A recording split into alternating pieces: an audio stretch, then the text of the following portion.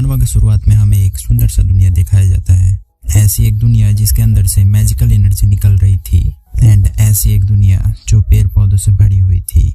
उसी दुनिया में हमारा मेन कैरेक्टर यूजियो रीइंकार्नेट होने के बाद पहली बार अपने आंखें खोलता है। आंखें खोलते ही वो अपने आप को एक नई जंगली जगह पर पाता है। जब वो अपने आप पे गौर करता है तो देखता है कि उसके बाल सख्त थे एंड बालों के ऊपर पत्ते थे एंड जब वो अपना हाथ हिलाता है तो उसको हाथों के बजाय ब्रांचेस नजर आते हैं एंड जब हिलने की कोशिश करता है तो वो एक ही जगह पे जम चुका रहता है एंड उसको ये सब बिल्कुल एक ड्रीम की तरह लग रहा होता है। बट ऐसा कुछ नहीं होता है, ये एक रियलिटी होती है। जहाँ तक यूजियो को पता था तो वो बताता है कि वो पिछले जन्म में पानी पीते पीते मर गया था एंड इस लाइफ में वो एक पेड़ बन के रीइंकार्नेट हुआ है एंड वो पेड़ बन के रीइंकार्नेट होने पे बहुत ज़्यादा अफसोस करता है। इन सब चीज़ों के बावजूद यूजियो को पता चलता है कि वो अच्छे तरह से देख एंड सुन सकता है।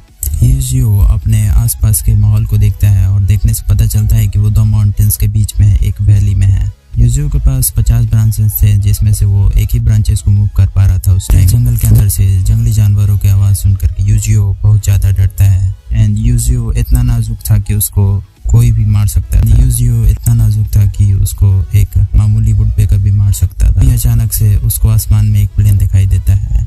उस प्लेन को देख यूजियो खुश होता है कि प्रीवियस लाइफ के ही टाइमलाइन में है। वो प्लेन को देख ही रहा होता है तभी दो मधुमक्खियाँ उसको परेशान करने लगती हैं एंड उनसे परेशान होकर के जियो उन मधुमक्खियों को ब्रांचेस से मार देता है एंड सडनली यूजियो को एक नोटिफिकेशन आता है, double kill, 2 evolution point received and notification के साथ साथ उसको स्टार्टर स्क्रीन भी दिखने लगता है। उसका नाम अब भी इस लाइफ में भी यूजियो था एंड वो एक म्यूटेंट विलोट्री था।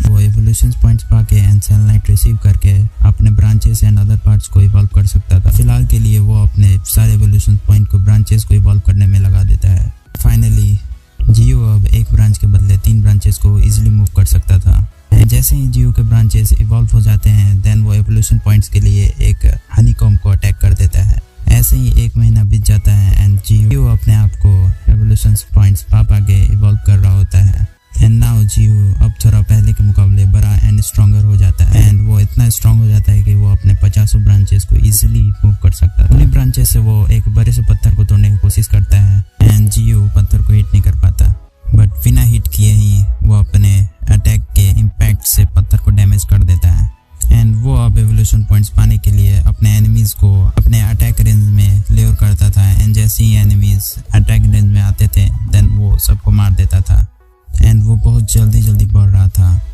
एंड उसके रूट्स मिट्टी के गहराई तक जा करके एनर्जी अब्जॉर्ब कर रहे थे एंड इससे उसको बहुत ज़्यादा मदद मिलता एंड इसीलिए वो बहुत जल्दी ही अपने आप को डेवलप कर पा रहा था एंड चूँकि उसको ना ही मरने का डर था और ना ही खाने का चिंता, इसीलिए ये सब बहुत ईजिली उसके लिए हो रहा था एंड जियो इस दुनिया का गॉड ट्री बनना चाहता था, इस दुनिया का भगवान बनने का सोच रहा था। ऐसे ही एक दिन जियो को उसके ब्रांचेस में फैल्कन के चूजे नजर आते हैं चूँकि उनके मदर ने उनको वहीं पे छोड़ के चला गया था एंड क्योंकि जियो एक जगह से दूसरी जगह नहीं मूव कर पा रहा था देन वो सोचता है कि क्यों ना इन फैल्कन को चूजों को अपना स्कॉट बनाया जाए एंड वो उनको स्काउटिंग के लिए पालना स्टार्ट कर देता है। फैल्कन्स जो चीते से भी ज़्यादा स्पीड में उड़ते थे वो अब जियो के एरियल स्काउट्स बनने वाले थे।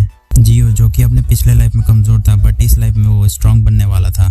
इस दुनिया में जहाँ पे बहुत सारे डेडली मॉन्स्टर्स थे like spider queen, Wolves and the giant gorilla and the predator snake, वहाँ पे जियो सर्वाइव करने वाला था। कभी वो शिकार करके फैल्कन के चूजे को फीड कर रहा था तो कभी सनलाइट अब्जॉर्ब कर अपने आप को इवॉल्व कर रहा था। ऐसे ही लेवल अप कर करके वो ब्रांच के रीइंफोर्समेंट पॉइंट्स को कंप्लीट कर देता है एंड ब्रांचेस के बाद फाइनली अब रूट के स्ट्रॉन्ग बनने की बारी थी। हर एक रूट को स्ट्रॉन्ग बनाने के लिए उसे एक एवोल्यूशन पॉइंट्स चाहिए था बट हर एक रूट को इवॉल्व करते वक्त जियो को एक जोरदार पेन महसूस होता था।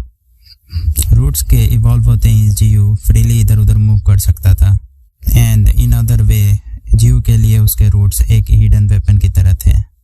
जियो को एक बार झाड़ियों में से आवाज़ आती है। आवाज़ सुनते ही जियो वहाँ पे जा करके देखता है एंड झाड़ियों के अंदर उसको एक रेड फॉक्स नजर आता है जो कि पूरी तरीके से घायल था बट सिंस जियो को उस घायल फॉक्स को मारने के बाद कोई भी एवोल्यूशन पॉइंट्स नहीं मिलने वाले थे इसीलिए वो सोचता है कि क्यों ना इस फॉक्स को मैं रिकवर करता हूँ। और वो अपने सैक का यूज करके उस फॉक्स को रिकवर कर देता है। And then suddenly fox recover होकर के जीव से अटैच हो जाता है एंड वो जीव के साथ रहने वाला रहता है। एंड उस सैक के वजह से जो रेड फॉक्स रहता है वो इवॉल्व होकर के म्यूटेंट फॉक्स में चेंज हो जाता है। एंड वो अब से जीव के साथ ही रहेगा। एंड ये जो म्यूटेंट रेड फॉक्स है वो 20 साल तक जी सकता था एंड इसका लेवल 4 था। एंड इसी के साथ ये एपिसोड को यहीं तक रखते